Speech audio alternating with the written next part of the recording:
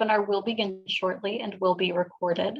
Connect with the campaign for grade level reading on social media. On Facebook, like the page Campaign for GLR, and on Twitter, follow the account @ReadingByThird. Please use hashtag Learning Tuesdays and tag us to tweet anything you learned from today's webinar, and we'll be sure to retweet. We encourage you to share your questions, reflections, and observations on social media. Once again, we would love to connect. So on Facebook, like the page Campaign for GLR, and on Twitter, follow the account @ReadingByThird. Okay, welcome again, everyone, to today's webinar. My name is Sierra Sanchez, and I'll be behind the scenes helping to produce this conversation. I have just a few housekeeping details before we get started. First, we would love for you to introduce yourself, so please use the chat box at the bottom of the screen to share your name, city or state, and your organization. Additionally, we invite you to rename yourself to include your organization name so that we all know who is here. We will be asking you to participate in listen-only mode during the presentation, but we will have a session towards the end for a larger group discussion. Additionally, we ask you to post any questions you might have in the chat box.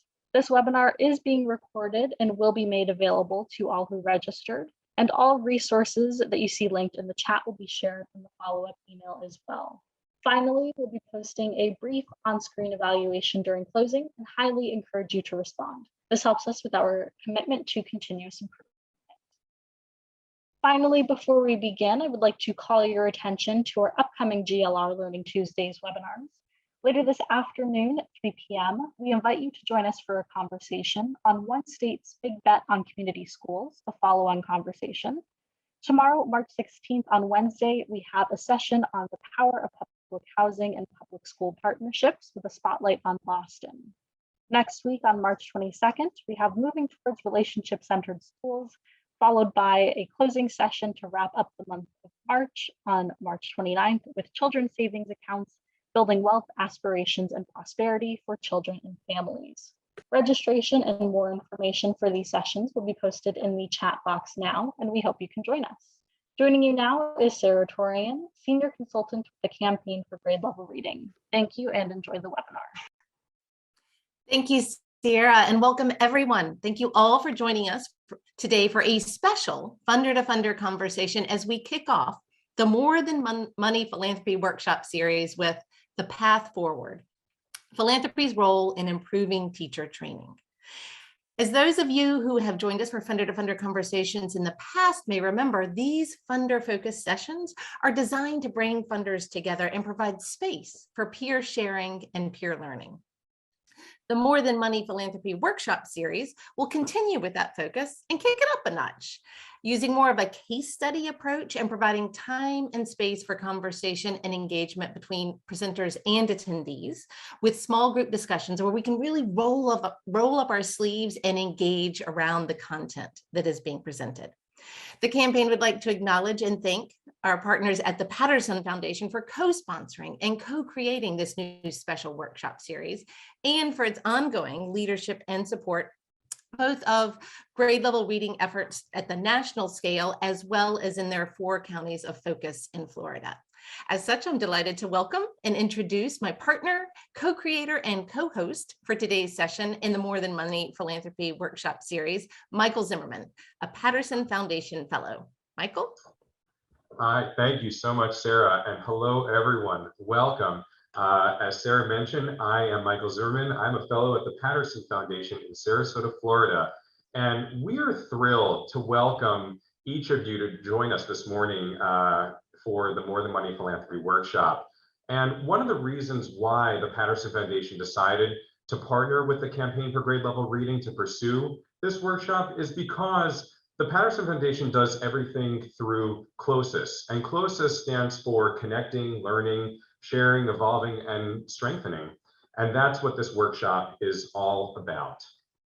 And so to strengthen our collective work in the space and to see the value in connecting with others interactively to optimize the opportunity to learn from each other while also listening and contributing to help one another, we designed this workshop for in a case study format to help inform the why by sharing the what, where, and how And we know we all take unique approaches to our work, creating and using models that continue to evolve. So to not only learn about the evolution and approach of these models, but their collaborative nature, we realize that that could be helpful as we continue to pursue our mission-driven endeavors. So this is why the Patterson Foundation said, hey, let's do this. And so this More Than Money Philanthropy Workshop is part of a new quarterly series to engage funders in conversations about models for effective philanthropy in the early learning space. And for our next workshop, we are considering the following themes for program discussion. Those are prize philanthropy, funder collaboratives or coalitions, fostering collaboration across diverse and/or competing organizations, and redesigning schools and systems to provide equitable learning environments. And then, of course, we want to know if what other ideas may come across your mind as we venture through this. So at this time, we'd like to invite you to take a poll to help us gauge interest in which of the mentioned themes we will pursue for our next workshop. We're going to launch the poll right now, so please take a moment to complete it, and then we will continue.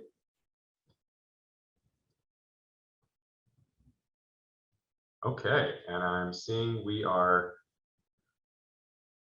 halfway through.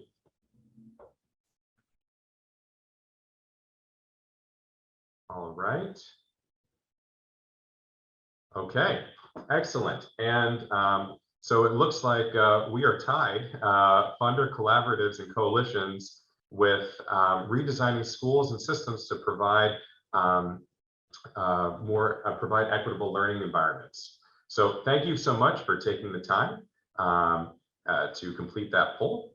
And so now we're going to welcome and introduce our panelists. And so with us, joining us today is Johanna Anderson, who is the Executive Director of the Belk Foundation, a family foundation based in Charlotte, North Carolina. And the foundation supports public education by strengthening teachers and school leaders and ensuring that students are achieving on or above grade level by third grade. So thank you for joining us, Johanna. Also, we are joined by Kelly Butler. Kelly is the CEO at the Barksdale Reading Institute in Mississippi, where she serves as a liaison to state and national literacy related projects linked to the Institute. And she has authored 2 statewide studies on teacher preparation for early literacy instruction.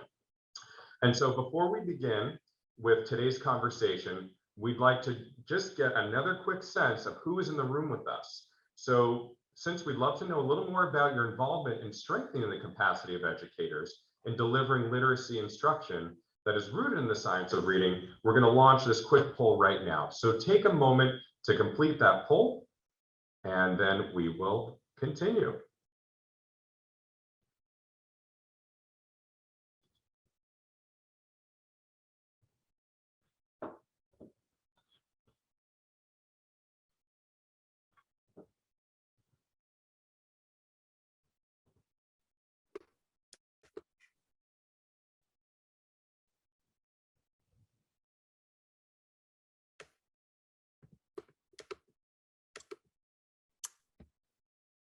Thank you all for participating in that poll. I'm sharing the results now.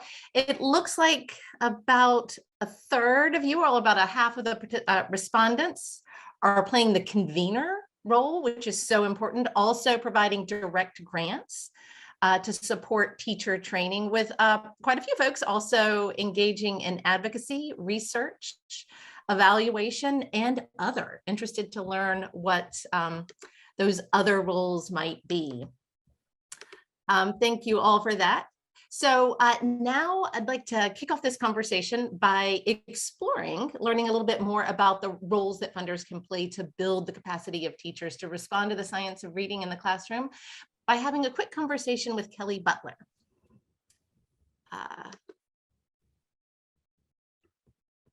Kelly, can you turn your video on, or do we? It's not letting me turn it on. Oh. Sierra, can you help her with that? because I am dying to hear what you have to tell us. There we go. Okay, wonderful. So Kelly, why did the Barksdale Reading Institute decide to focus on teacher training?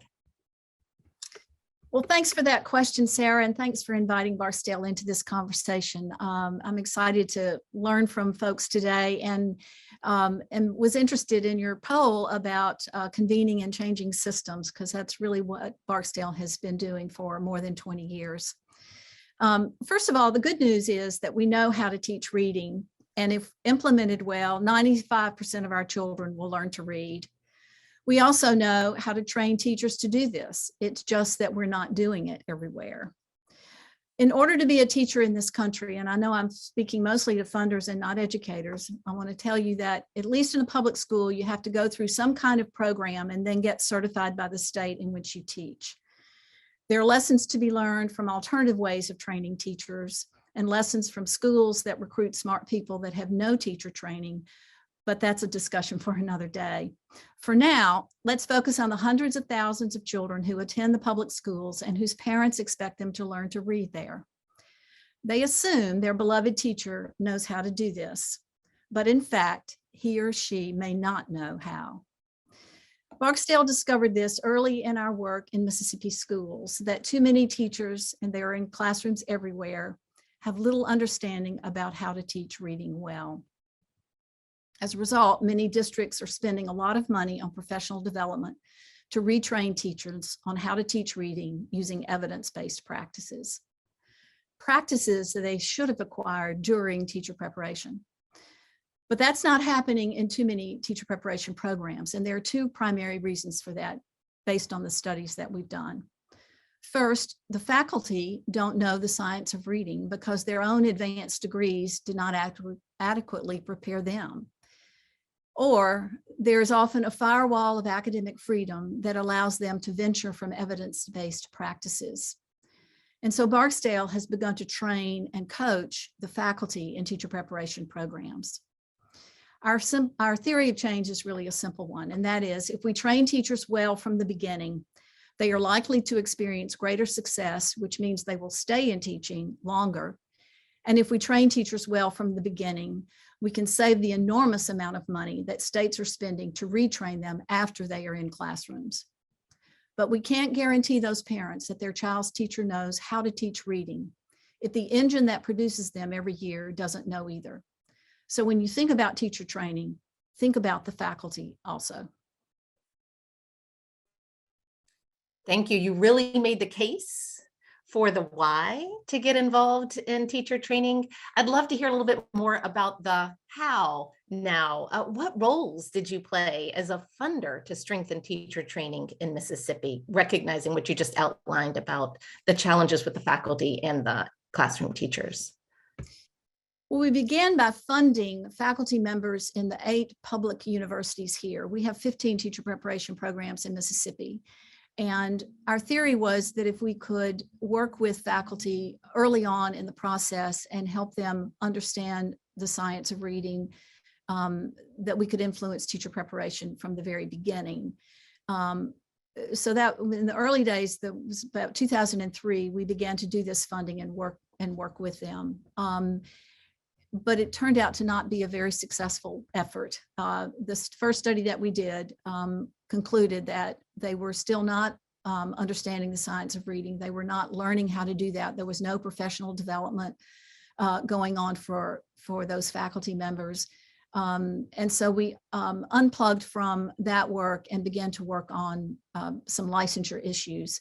One of the things that we did was propose to the State Board of Education, based on the study that we had done, that minimally teachers needed to be trained in through about a 6-hour process. We've amended it since then, but in the early foundational skills. So you could, based on the study, we found that you could go to any one of those 8 public universities and really not learn very much at all about reading, or even what the 5 components of reading are. So the licensure change happened in 2005. We worked then with the higher ed faculty to redesign their syllabi for those 2 early literacy courses.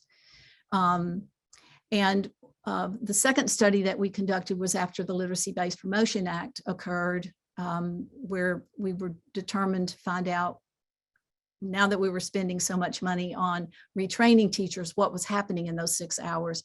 So in 2014, we repeated that study and found that the needle had moved a little bit, but not enough. And so that's when we began to do the training around the faculty professional development, which led to the path forward, which we'll talk about in a little bit later. Thank you for that. Can you share a little bit about the impact that those efforts have had in Mississippi that then contributed to the work around the path forward that we'll get into later? Well, I guess I should tell you a little bit about Jim Barksdale and the Reading Institute. It was established in 2000 with an investment of $100 million, which went to the University of Mississippi, where Jim had been an alum.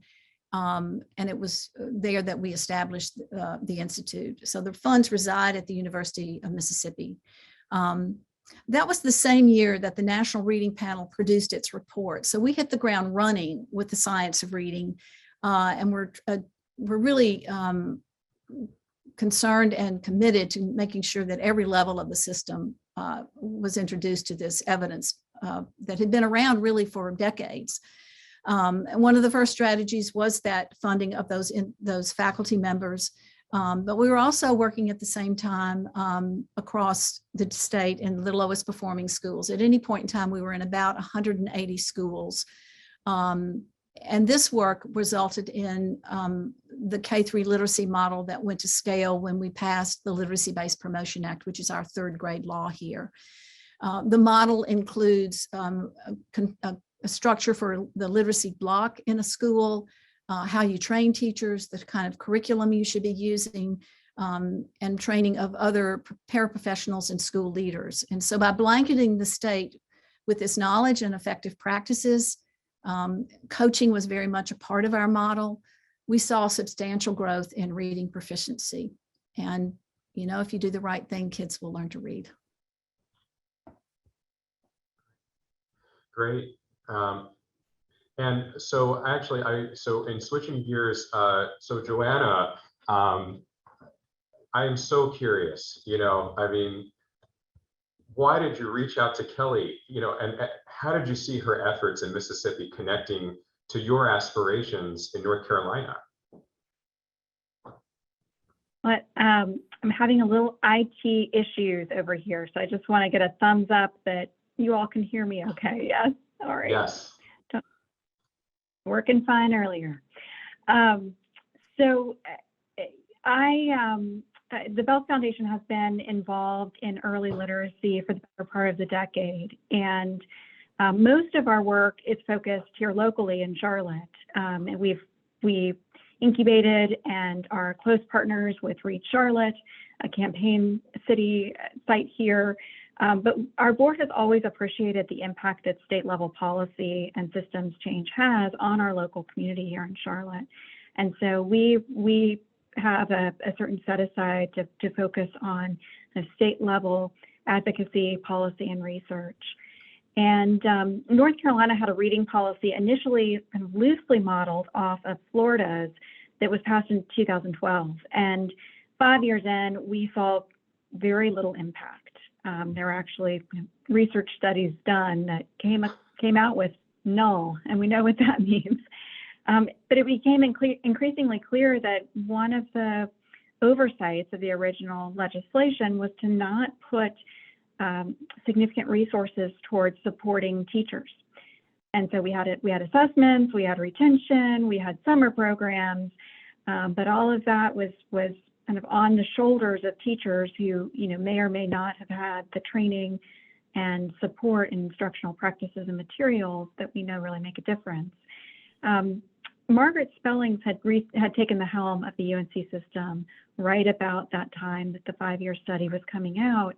And at our very first meeting with her, she said, "What do you know about how our 15 institutions within the UNC system, how they're doing in preparing teachers in reading?" And of course, we know through her time at the federal level, this is a major focus and a personal passion of hers.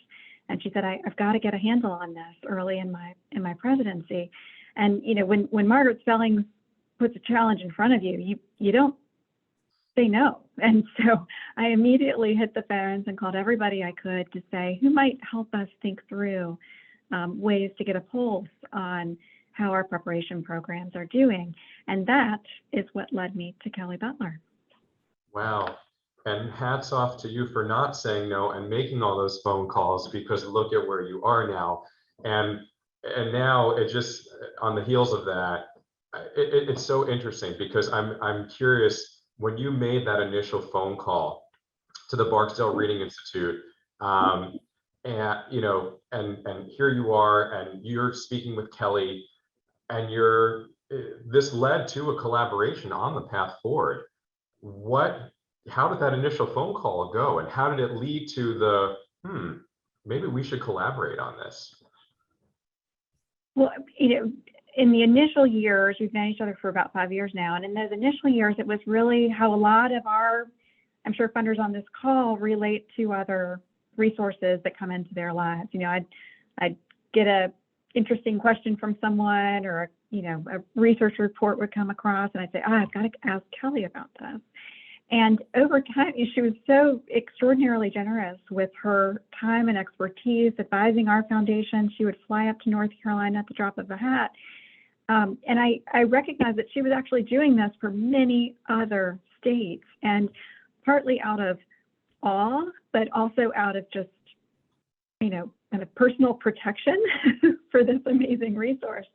She and I started having a conversation around, is there a more efficient way for you to provide this level of expertise? Folks were calling her all over the country, and I didn't want her to completely burn out. And so I'd seen a couple models of communities of practice with state groups over the years, and so she and I just started brainstorming. What might this look like? What would the arc, the shape of it be? And you know, of course, I wanted first and foremost to continue to advocate for North Carolina to have not only Kelly's expertise, but got really excited about building up a brain trust for my state and frankly for our foundation to be able to pull on as we were trying to advocate for this very, you know, complex work within our state. Wow, thank you, Joanne. And actually, I'm going to turn that same question to Kelly real quick. Kelly, you're on the receiving end of a phone call from Johanna saying, hey, can we talk? How did that lead to the path forward in this collaboration? Excuse me, how did it lead to the collaboration on the path forward for both of you on your end? Well, it was a great phone call, and I am grateful to this day that Johanna Anderson entered my life when she did. It was actually Johanna's first call of the 20 states that I'd heard from. Johanna was the first one to call me and say, you know, tell me what you're doing and what's working. And but after about the 10th or 15th call, I called Johanna back and said, I need some help. And it just feels like there's some synergy across the country that's happening, and we need to. I feel a responsibility to do something. That I don't have a large staff. This is not something I can take on. Our mission and work had been focused solely in Mississippi, but I really felt an obligation to respond to these requests that I was getting. And the common theme was states were looking for solutions to improve teacher preparation. I think it's interesting that the first call I got was from Philanthropy. It was not the only call I got from Philanthropy, but I got calls from state departments or advocacy organizations. It was kind of a mix. But I think it's significant that Johanna reached out, and she has done tremendous work of leadership in her state around this issue. And she was a real godsend. So while our goal was not to replicate the Mississippi model, that has never been my goal. We've learned a lot of lessons here, and we have a lot more work to do. But we did take some of those experiences to shape the path forward. We put together teams that were designed to foster collaborations. We're going to talk a little bit more specifically about what was involved in the project itself. But one of the things was the distinction that we think that I was eager to see happen that really didn't happen in Mississippi, which was to bring these folks together, the folks who all touch kindergarten through third grade reading in some fashion, but don't necessarily work very well together by design. I mean, the system is designed in silos. And so the path forward was really an effort to sort of lead us out of that silo mentality. And I will tell you, and that is a great segue into what we're about to do, because I know that those joining us have read our pre-workshop reading that gave an overview of the path forward. And I know we're eager to hear more about, so what is the path forward, and what are its objectives, and where has it been working? And so I know that you both prepared a special presentation for us. So tell us more. Let's let you dive into that right now, and we're looking forward to hearing it. Okay, thanks, Michael. This was a real challenge for us to distill the path forward in 5 minutes or less. Back in spring 2020, yes, that spring 2020, we had engaged the Hunt Institute as a third partner, and we're planning to do a kickoff event in person for interested state teams in June 2020. And of course, did a lot of wringing up the hands, and finally said, you know what, let's rethink this. And after pivoting until we were dizzy, decided to go ahead and launch a selection process for state team participants and start the work virtually. We thought, once we get into 2021, we'll be able to all convene in person. But we at least wanted to get the ball rolling, because again, the calls kept coming. Kelly, I had to protect Kelly's time somehow. And one of the ways of doing that was to make our duo a trio by incorporating the Hunt Institute. So Hunt Institute has done state policy work, supported large initiatives and a range of issues related to education. And as a North Carolinian, had seen them in action with their strong programming and knew at minimum they would be a strong administrative support team, but really became a strong thought partner and helped us, particularly with the political navigation of working with the selection and then support of these 6 state teams, which Kelly will talk about in a little bit. We'll go next to what we were trying to accomplish with the program objectives. The next slide. With the assistance of Hannah Deach, who some of you all may know, she was formerly with the Louisiana Department of Education and led really important work there, evaluating and reshaping the way the department led on teacher prep expectations and approval processes. She really helped us articulate some primary objectives for the community of practice that we wanted to build.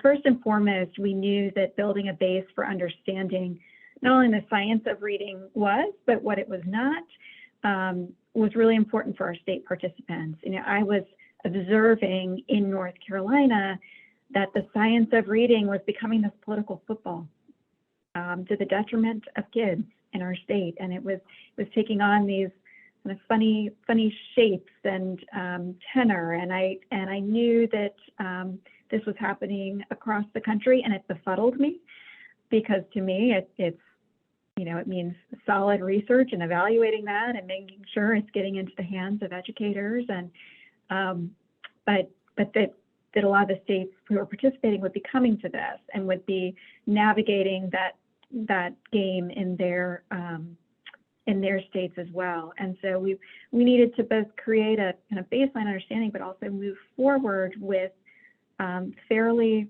sophisticated system change. And this is where the Hannah helped us design the path that the participants would take on that learning journey, all the while developing an action plan and informing the priorities that that state would be taking, pointing towards the goal of strong teacher preparation and licensure that ensure teachers coming out of the state approved preparation programs knew how to teach reading. And that sounds very simple, but there's a lot at play there that we had to unpack, and really thinking about the local context of those states, who has power, who doesn't, how is that controlled, what kind of information do we have to best assess and improve. And so the design of this work was really to get those states to start analyzing the whole system, seeing those powers at play, and learn other models, learn from other states, certainly Mississippi, but as Kelly said, learning from others as well about how do we move our state participants along. Ultimately, we wanted to kind of formalize, put some shape to this emerging network of not only states interested in this work, but also professionals who were committed to improvement, were committed to the research, who wanted to learn and strive together. And I want to call attention before we move on to this last point, because this was very important from the beginning. And it's so nice to be having this conversation today because it kind of goes full circle for us. Both Kelly and I, though funders in slightly different shapes, we recognize the incredible privilege that foundations and funders have in serving as a neutral broker, oftentimes in slightly murky waters, where you're working across systems and maybe across political persuasions and theories of work. And we knew that there was something to be said about philanthropy playing a role in this. And so we not only wanted to walk the walk, but also pull on ways that incorporating other foundations, particularly in those respective states, helping bring them into the work. So next, Kelly is going to be talking a little bit more about the state selection and the who behind all of this. Thanks, Johanna. As we segue to this slide, I just want to say that we would both welcome an opportunity to have conversations with some of you on this call. As we think about advancing to cohort 2, we're looking to put together a budget that will accommodate some of the lessons that we learned in cohort 1, including some state-based funding. While we have guarded against letting states buy their way into the path forward, we do think that there's an important kind of partnership here that could be explored, and we'd love to get your thinking on that. So here are the states that we selected in round 1 from the list of 20 that had called. And the selection was based on a kind of a set of criteria, the top of which was, could you do this during COVID? We realized after we pivoted to all virtual that we needed states who were ready and had some capacity to carry on and do some work, not just virtually, but also in spite of the fact that they were dealing with all other kinds of issues in their states relative to the pandemic. We were looking specifically for their ability to put together a team that was by this special design, and we'll talk about the makeup of that team. You can see it on the right side of the slide. We were looking for a geographic spread, and you can see we really achieved that in the states that we selected. We were looking for political diversity, as Johanna mentioned, that the science of reading can be a bit of a political football. And we are seeing it played out differently state by state, but red versus blue. And it's not always the same, but it is a factor. And as I've given testimony to states who are contemplating legislation, it's interesting to see how it plays out in those places. We were looking for states that already had a focus on early literacy. They were perhaps, some were farther down the line than others in terms of things that they were doing, but that they had already recognized it as an issue, and they were making it a priority, whether it was coming out of the governor's office or coming from the State Department itself or somewhere else. And we were looking at some states that had already had some serious literacy money coming in from the Fed, so they had money to work with. That was not a requirement, but we thought it would be interesting to see how states were dealing with that federal money versus states who didn't have that advantage. The team composition included, and we were very clear and strong on this factor that you really needed to have these members on your team. A senior officer from the State Department, and in some cases, we actually had the state superintendents serving on these teams. Someone from licensure or the EPP program approval process at the State Department. As you may or may not know, states by and large have, the state education agency has authority over the teacher preparation programs in improving them for licensing their candidates. And so that is the pinch point of where this whole project lies, really. And so we wanted to make sure that those players at the State Department were sitting at the same table with the educator preparation programs. So we had actual faculty and deans sitting on these teams. We had a member of the State Board of Education. We had a legislator or two. Sometimes it was the chair of the Education Committee, either from the Senate or House. If the governor had made it a priority, we had someone from the governor's office, and in a couple of cases, we had strong advocacy organizations that were also playing as neutral brokers in their states that we found to be important players.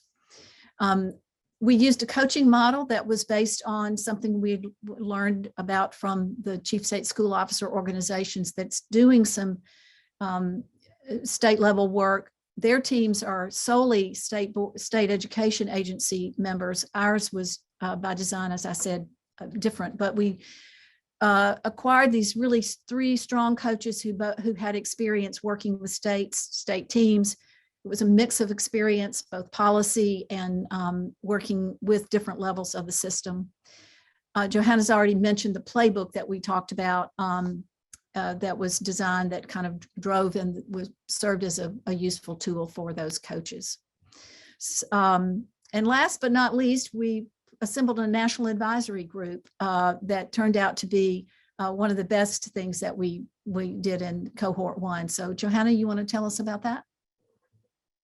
Sure.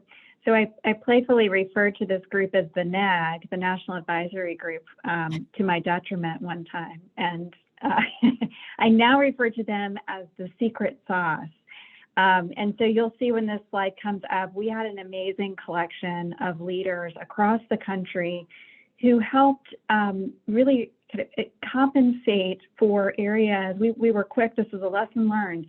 We were quick to recognize as we were building this out that we had a certain level of expertise, certainly with Barksdale and the Hunt Institute, and we had some good sheer kind of passion and willingness to commit time on my end.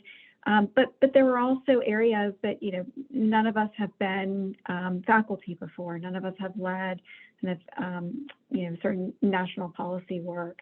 And so thankfully, we got the idea of giving these folks an official role. And it was a really fun process to both think about what are the most important and anticipate what are the areas that these state teams are going to need to be able to draw on for expertise. But just an amazing brainstorm of names that actually made me very proud and encouraged about this work because there were so many phenomenal people who came to the surface and were willing to put their time to be our brain trust. And this was also an area where, for the topic at hand, where we really relied on our foundation partners. Several calls with folks at the Schusterman Foundation and the Hollyhock Foundation saying, who are your go-tos?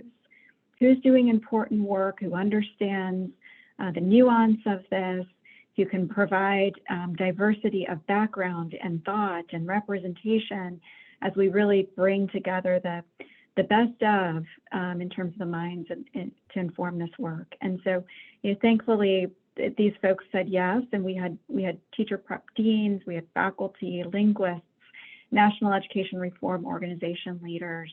You may recognize some of these faces, but just a really fabulous collection of folks who we just let our hair down and we said, here's here's what we're trying to accomplish.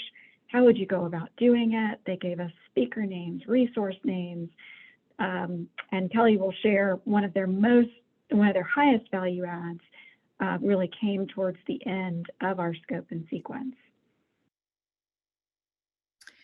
So on the next slide, we'll see kind of the sequence of events that occurred over time.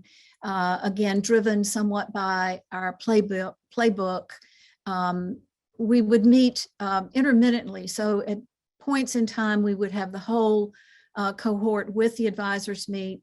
We met independently with the advisors, and we met independently with the coaches who were working all the while meeting with their state teams. We used the full cohort meeting as an opportunity to share information. We had the national advisors were featured in several of those, talking about different topics that we thought were necessary to inform the work states were doing. So for example, we had an opening session with Louisa Moats, who is the author of Language Essentials for Teachers of Reading and Spelling, and has been at the forefront of teacher preparation reform and training of teachers across the country. And she explained the corpus of research that really now is what we mean when we say the science of reading, and helped these teams understand just how much had gone on prior to the work that they were beginning to do.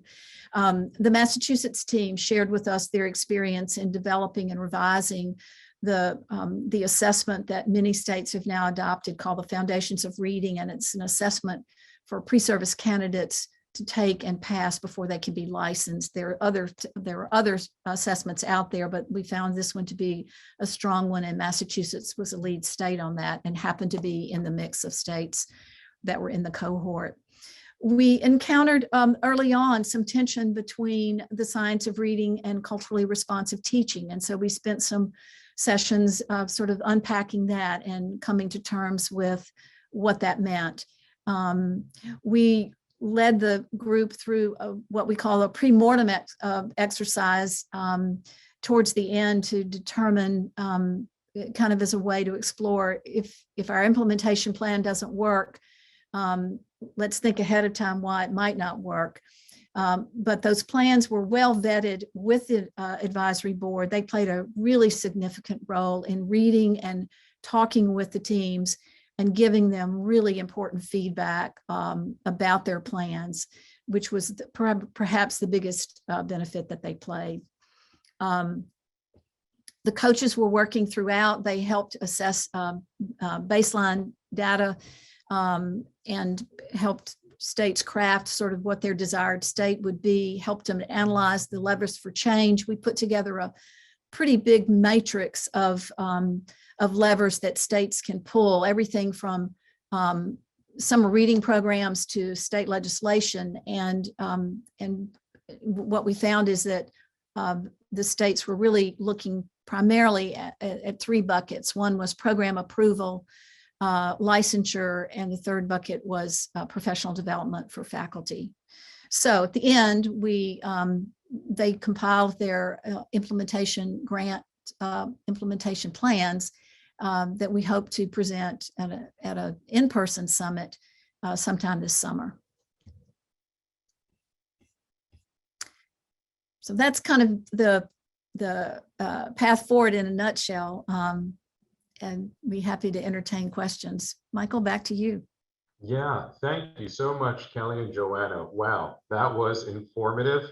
And we have, before we hop into our breakout rooms here, we have one more question that we'd like to ask. And so, being that cohort 1 just wrapped up last fall, what were the biggest successes, and were there challenges that you encountered, and some lessons learned from that? If you could comment to that before we hop into our breakout rooms. Johanna, you want to take successes? Yeah, I'll give you the challenges, the follow-up. We were joking right before this call about being the guinea pigs, and Kelly and I said, oh, no, we invented the guinea pig. I mean, this was very much, an idea that then we had to pull off. And we were literally checking every week. We were building this and responding to state needs and trying to think through and anticipate how to make this meaningful. We felt incredibly responsible given the stature of the folks who were committing their time, not only the National Advisory Group, but when you have 4 state superintendents signing in for a program, you want to make sure that it's really high caliber and gets them, to the objective that we had all outlined. So I do feel like for a first go of it, we got high marks from the state in terms of time well spent, and they can point to specific ways that being a part of this community really helps them think a little bit differently about what they were prioritizing and how they were approaching, and they certainly did not feel alone in that work anymore. And I think that was a big, I see wheels being reinvented every day, and there's no need for that when you're doing something based on research and evidence and prior work. So I think we were successful in building a community that gave us some patience for developing as we were moving along, but in the end seemed to get significant meaning out of that engagement. So some of the challenges we faced played out in the mix of state teams. While it was both the beauty and design of this project, it was the pressure points of bringing very diverse folks, meaning from their orientations, that you had a legislator sitting there next to a state policy person at the education department, and they had very different levels of understanding about data or how policy works or the options that were available. And so I think as we think about cohort 2, we're probably going to need to build in some time to level the playing field across the team so that folks have a better kind of common understanding about certain things that they're going to need to wrestle with. When we set out to do this, when we were thinking of what to call this initiative, I argued that it ought to be called The Path Forward, not A Path Forward. And the reason for that is I felt like it was time to really break some molds in how we do business. And education's not very good at breaking molds. We tend to do the same thing over and over again. And I really pushed the envelope with these teams to say, if how you are licensing doesn't seem to be getting the job done, then redesign how you're doing licensing. And I think that's an important role philanthropists can play, is by coming in from the outside and pushing them a little bit to think and do things differently. I think certainly that supporting the implementation now, where that's the phase we're in, we're continuing to provide some coaching support and figuring out how these plans are going to play out. I think one of the difficult things will be to measure impact. Have we moved the needle on whether or not the programs in these states are in fact teaching the science of reading in their programs? That's going to require some additional study to find out what's changed. We can certainly see it in student achievement, which we know how to measure, but some of this policy change is going to be trickier. And then I guess the last challenge, which is the one we've all been living through, was doing it virtually. There are folks that we feel that we know very well now, but we've actually never met them in person. And so I get my hats off to the folks who participated in this virtual way. Let me say one more thing about the educator preparation faculty. While many of them see me as someone who's constantly complaining about getting a better job done there, my hat's off to them as well. Those who came to the table showed a good bit of courage, because they were interested in changing the programs at their institutions, but they were sitting in places often where there were faculty members right next door who had very different ideas about how to teach reading. And so we need to create safe spaces for these EPPs to get the kind of training they need and to be able to say, I don't know this stuff because my own advanced degree didn't prepare me. And that's an important, I think states are discovering part of why this is so hard is because we've sort of put those EPPs as the enemy, and they're not. They are the engine, and we need to bring them into this process and work together. Yeah, and Kelly, that's interesting because that's probably also a lesson learned, right? As far as moving forward. And just before we go into breakout sessions in the thinking through what other lessons might have been learned, from cohort 1 and the experience on the path forward. Well, I'm trying to think what some of the states would have told us. The coaches certainly learned some lessons. Johanna, you want to talk about some of that, the coaches? Yeah, I mean, well, for starters, we were able to attract phenomenal folks who had done this coaching work before. 2 of the 3 were working with states through a CCSSO community of practice that was largely a model that we incorporated into the design of the path forward. So that was certainly helpful. I think in building a coalition, an ambitious coalition like this, I think the lesson that I will carry the most into future work is really be clear and honest with yourself around what you're bringing to the table and what other dishes you need folks to bring. So that certainly showed up in from the get-go with acknowledging that Kelly and I needed some assistance with bringing the Hun Institute into the fold, but certainly also with the National Advisory Group and recognizing that this is ambitious, complex work, and we can't, each of us, be expected to cover it all. And for any funders thinking about, and I learned this lesson both in incubating Read Charlotte and in the past 2 years with the Path Forward. My own capacity. We have a staff. I joke we have 2.1 FTEs. It's an amazing team of 3 women, 1 who's very part-time, and that's it. And so my board, thankfully gives us a ton of support and autonomy to go forward on initiatives like this. But for anybody else out there thinking about this, learn from me. I made the same mistake twice. I didn't take into account the capacity and time that I was putting towards this and not offloading or finding solutions for other work. So don't underestimate, to do this well, what it takes in terms of your own time and resources and how to well capitalize that work. Yeah. Let me just make a pitch for diversity as well. Johanna and I were very, very intentional about building diversity across both the state teams and the National Advisory Board. We felt like those voices really mattered, and I would encourage any collaboration that you're doing in this day and age to make that a priority.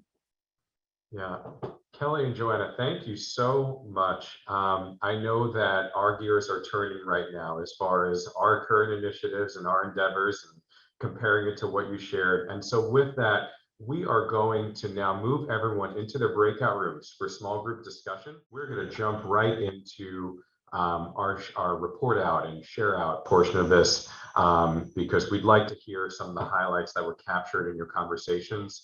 Sierra will be sharing our Jamboards now so that we can see. So Cindy Soder O'Neill, could you kindly unmute and share what your learnings were from your conversation? Sure. I was so focused on listening that I didn't actually post all of the notes. So I'll keep adding those, but I did just add one. And so we had a small but mighty group in our breakout room, and Robert at Sobrato shared about the support that they have been providing for their teacher residency lab in California. and looking at how to bring together higher ed partners and district partners to increase the pipeline of teachers in high needs areas. And particularly at Sobrato, they're interested in bilingual educators with their focus on dual language and English language learners. At Child Trust Foundation, we've been funding some work in the eastern, mostly rural part of North Carolina around bringing together instruction for school teams, including teachers and administrators, around the improvement science approach and the science of reading, to see if they're able to take that science of reading and the letters training specifically, and then sort of apply that in this context of getting really clear about the challenges that an individual school or even an individual classroom might be trying to address, and how to sort of test out different strategies to actually address those challenges that might be sort of the underlying issues behind students who are struggling to learn to read. So we had a good conversation about sort of those two areas. Johanna was also joined in our room. So Johanna, I don't know if there's anything else that you wanted to add. We didn't get a chance to get to the other questions. You know what, and just because we're in the interest of time, we're actually going to move right to Ken Livingston. Ken, if you could share with us. Yeah, I honestly, Mr. Zimmerman, we didn't even get too far. We just got engaged in the conversation and forgot we were supposed to be adding some Post-it notes. But we definitely had great conversation with our group, with Emma and Emily. And Emma was just talking about, just what the work that she's doing out of Minnesota as it pertains to students with learning disabilities and all the great work that they're doing and continuing to grow to help that population. And then Emily was sharing her work out of Florida and how they're working with the migrant population there in Florida to really help get them where they need to be, the students as well as the adults. And like I said, their organizations are both working just to continue to grow, to drive literacy for their students and their families. So we just had a great conversation around it. So I'm sorry we didn't get to too many Post-it notes, but we definitely had a great conversation. Everyone's giving you applause and thumbs up, because great conversation is that is the foundation of what we hope for. So we're thrilled to hear that it was meaningful for everyone there. We're going to go to, thank you, Ken. We're going to go to Michelle Napick. Oh, hi. So we had a small group too, and some tech issues, but that did not deter us from having conversation and connection. And Joan Camp is with the Oregon Community Foundation, and I'm not even sure I got I think it's the Baron Gilbert Trust as a piece of that.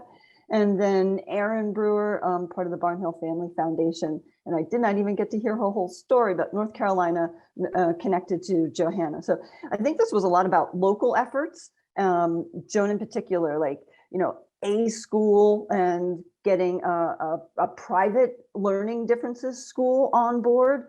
There's so much in the LD space and the neuroscience behind the science of reading and what that population is able to contribute.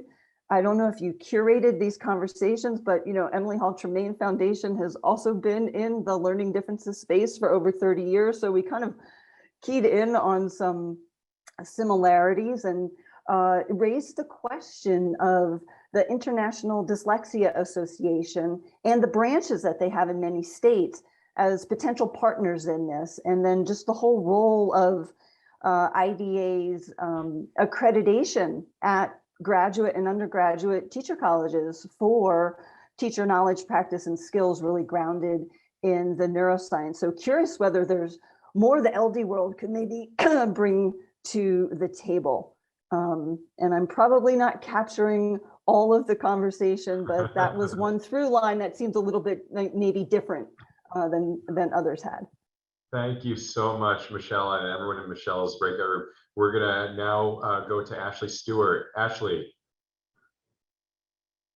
Hi, well, we had a small group and it was the Rapides Foundation and the Orchard Foundation. And the Orchard Foundation is actually an affiliate of the Rapides Foundation, but we did have Kelly in the room with us as well. So we had an opportunity to ask her some great questions and to get some resources from her and, take advantage of her experience and knowledge. One of the things that we touched on is we are a local funder, or maybe regional. We serve 9 parishes in central Louisiana. And so, how do you make this work at when you are not a state funder? And so really talked about how you partner with other funders and other organizations to get that state reach and that state interest. We also shared currently the Rapides Foundation. We do fund our 9 school districts, and we have increasingly seen that they are using those funds to address literacy and to bring in really great vendors and professional development around the science of reading. And so we're looking to figure out, how do you catalyze on that and how you take advantage of that interest. And also there's a lot of interest at a state level for early childhood literacy as well. So this is very timely. Thank you, Ashley, and everyone who participated in Ashley's group. Awesome. We're going to switch to Amanda Cohen. Amanda, if you could share more.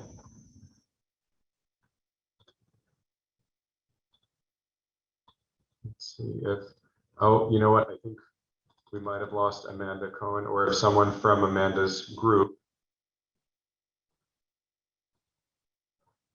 Okay, we're going to move on to our non-funder breakout rooms. Becky Miles-Polka, if you could share more. Hi, we had a small group, and we had a little bit of a slow on-ramp with understanding Jamboard from a couple of our folks. We had someone from AIM, and could we go to our Jamboard that would have the non-funder group so we could look at our notes?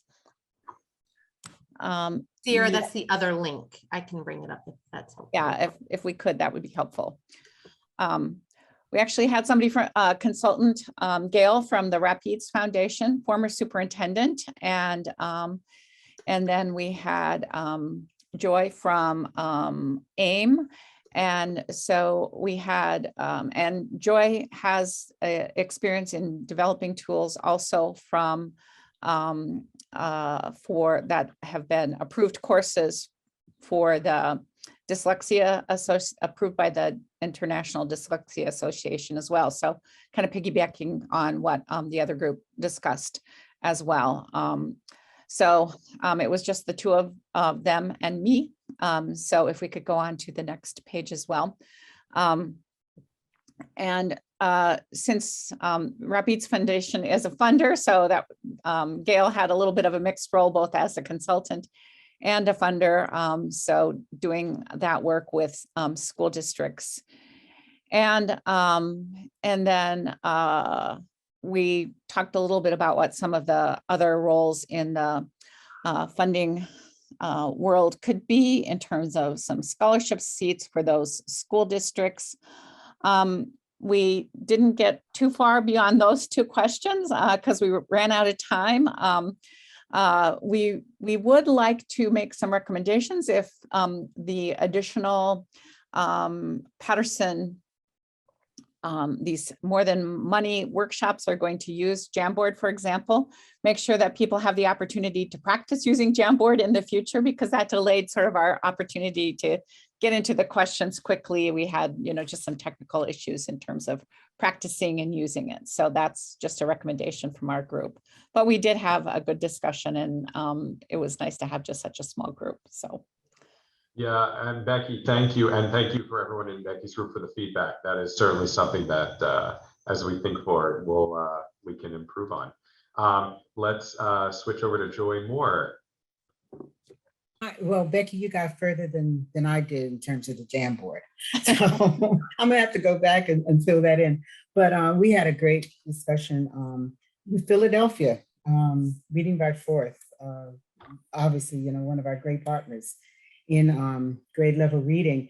And, there were some great points about the need to create a common language among all the partners, because the, differences in in where you are, what your specialty is, can break down because people have different definitions for different things. So first thing would be to create a common language. And then the point was made that teaching is an apprenticeship skill. If you don't practice it, you lose it. So placement of teachers who are trained in the science of reading have to go into schools that also embrace the concept, because if it's not there, they will lose that skill over time.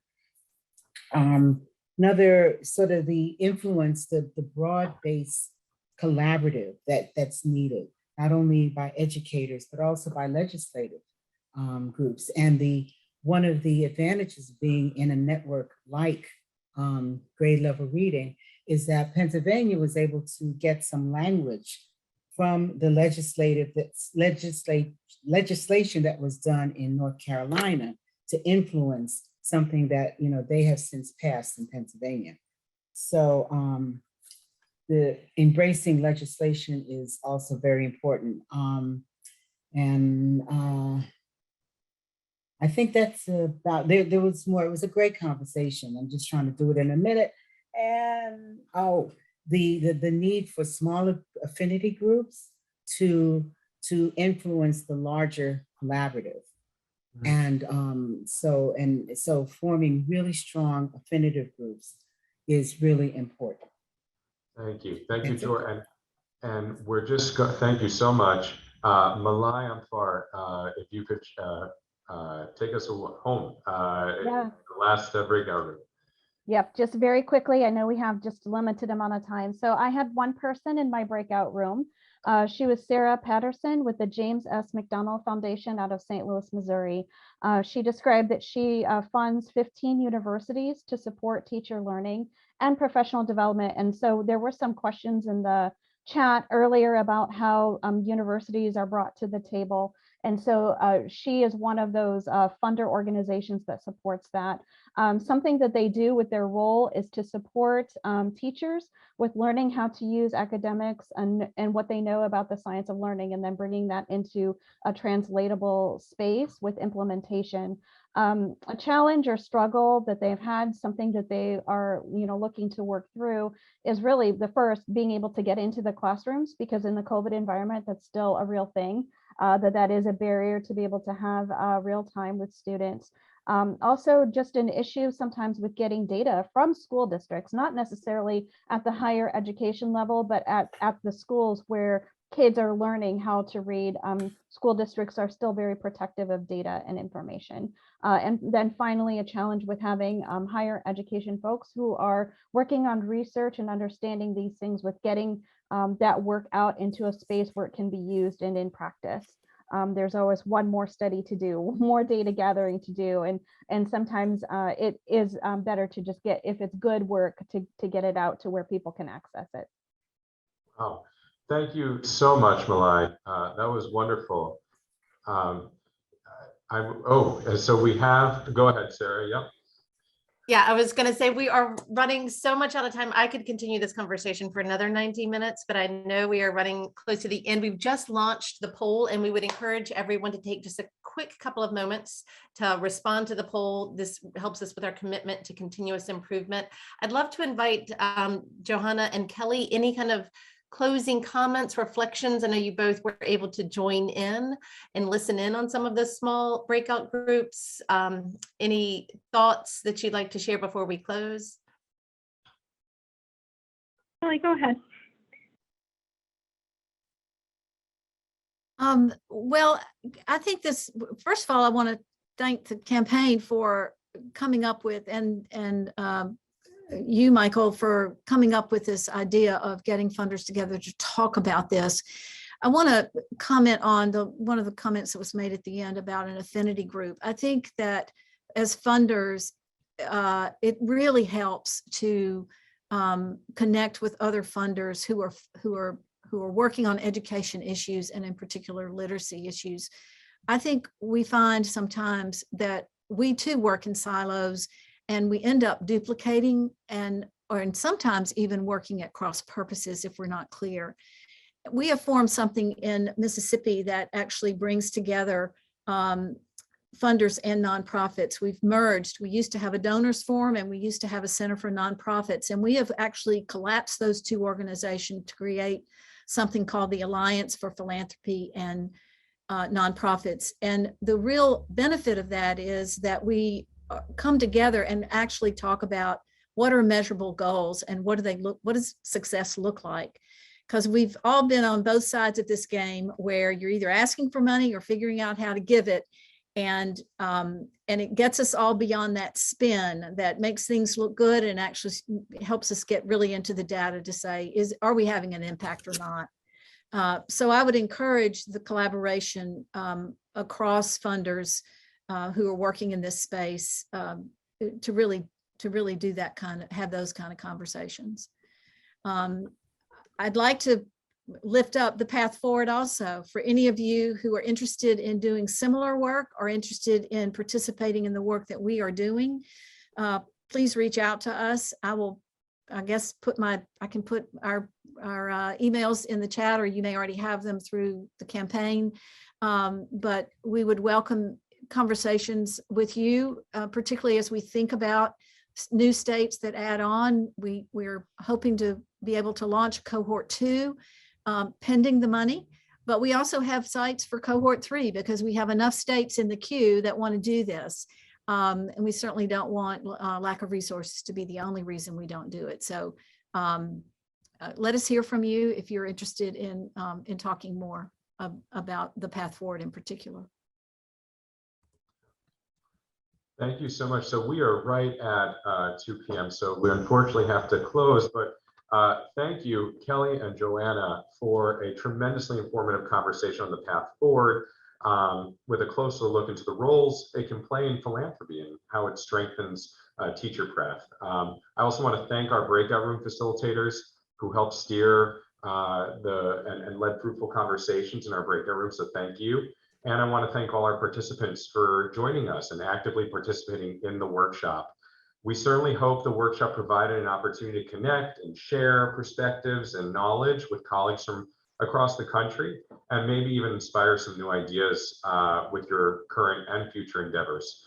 Just so you know, More Than Money Philanthropy workshops will be a new quarterly series, so we will be in touch in the coming weeks with details on our next workshop, and we certainly hope you'll join us. Thank you for your input on what our next topic might be. Sarah? I'll just say ditto to everything that Michael just said. Thank you for our amazing panelists today, Johanna and Kelly, and to our small group facilitators. Thank you to all of you who joined in. I encourage everyone to tune back in. We've got another session this afternoon at 3 p.m. I've dropped registration links for all of these sessions in the chat box. And I would also encourage everyone who's been really excited learning about teacher training and how to support the application of the science of reading in the classroom to join us again on April 5th. Last session listed here to hear again from our friend Johanna Anderson about the work of the Belk Foundation, in particular, how they're investing in the usage of learning ovations and A2I to support teachers, both in the classroom, after school providers, and parents in supporting their children's early literacy development. So thank you all again. Until then, take care, and we'll see you soon.